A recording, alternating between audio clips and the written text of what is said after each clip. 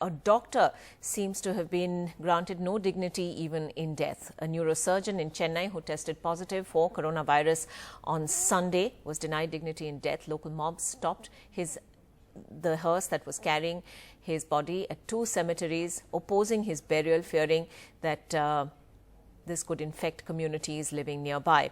At one point, the mob attacked the ambulance in the presence of the police even. The ambulance driver as well as some corporation officials have suffered severe injuries. The police has arrested 21 people and charged them with rioting. Sam Daniel joining us at this point. Sam, what more do we know about the circumstances of this terribly tragic case?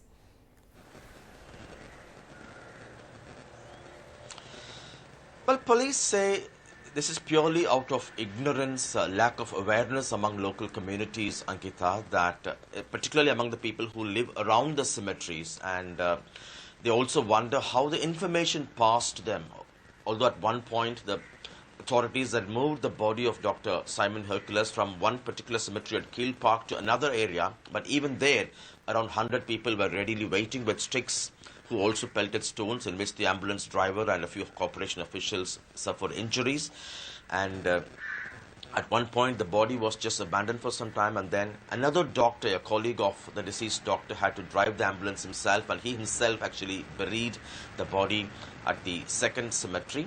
Police registered a case of rioting and attempting to murder. They've all been sent to jail, and the Madras High Court also has taken up this case on its own and has issued notice to the Tamil Nadu government and has said this could repeat again in the given circumstances, and again has observed that people should not take law into their hands and this would lead to anarchy.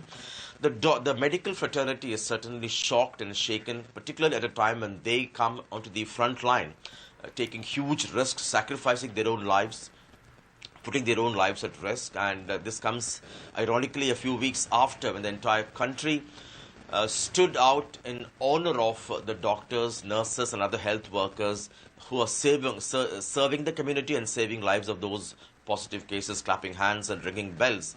And the Tamil Nadu Government Doctors Association has asked the police to deploy more police force during such circumstances, and this is the second such case in Chennai alone.